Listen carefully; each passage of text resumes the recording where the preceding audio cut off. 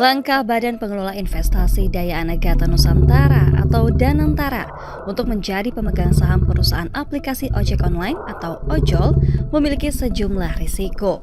Direktur Ekonomi Center of Economic and Law Studies Nailul Huda mengatakan keterlibatan Danantara bisa menimbulkan stigma negatif dari pelaku pasar.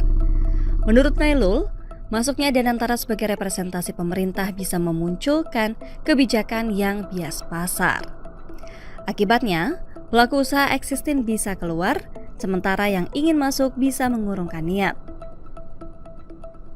Masuknya Danantara menjadi pemegang saham ojol ini mengemuka dari pernyataan Wakil Ketua Dewan Perwakilan Rakyat Sufmi Dasko Ahmad saat menerima audiensi Gerakan Buruh Bersama Rakyat di Kompleks Parlemen Senayan, Jakarta pada Jumat 1 Mei 2026. Menurut Dasko, Danantara menjadi pemegang saham sejumlah perusahaan ojol karena ingin menurunkan potongan pengemudi dari sekitar 20% menjadi di bawah 10%.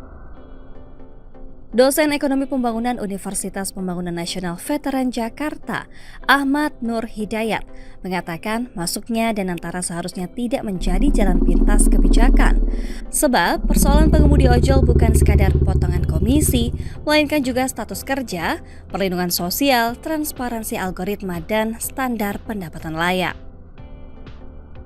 Menurut Ahmad, masuknya Danantara menjadi pemegang saham sejumlah platform ojol seperti Gojek dan Grab Indonesia bisa memunculkan isu kemungkinan kedua entitas tersebut bergabung atau merger.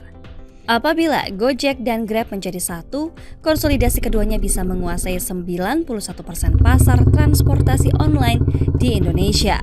Karena itu, menurut Ahmad, masuknya Danantara ini bisa menciptakan kebijakan yang kontradiktif, yakni membela kepentingan pengemudi, tapi menciptakan monopoli. Apabila ini terjadi, pengemudi akan kehilangan alternatif, sedangkan pilihan konsumen pun terbatas. Menurut laporan Indonesia Strategic and Economic Action Institution atau ICI, langkah Danantara yang memaksa potongan aplikator di bawah 10% sembari memegang saham perusahaan menjadi pedang bermata dua. Artinya, kata lembaga tersebut, analisis profitabilitas Danantara sebagai investor harus dilihat dari dua perspektif, yaitu skenario untung dan buntung. Isaya mengatakan skenario buntung atau kerugian negara bisa terjadi apabila Danantara hanya berfokus pada penurunan komisi tanpa memperbaiki struktur biaya industri. Maka investasi negara di Goto atau Grab akan mengalami capital loss yang masif. Apabila pendapatan aplikator turun, ICI menyatakan harga sahamnya akan semakin terpuruk dan Danantara otomatis memegang aset yang nilainya terus menyusut. Dalam kondisi ekstrim, aplikator bisa gagal memenuhi kewajiban finansial dan Danantara sebagai pemegang saham akan ketiban tugas untuk menalangi kerugian serta dampak sosial dari jutaan pengemudi yang kehilangan lapangan kerja. Menurut ICI, Danantara bisa meraup untung apabila intervensinya dibarengi dengan konsolidasi industri alias memerger Gojek Grab. Dengan menyatukan keduanya, Danantara bisa menghapus perang subsidi, efisiensi skala besar, serta menjaga kedaulatan data mobilitas dan finansial pengguna aplikasi sebagai aset strategis. Dengan skenario merger, efisiensi dari hilangnya persaingan bisa membuat perusahaan tetap profit meski potongan komisi hanya 8%.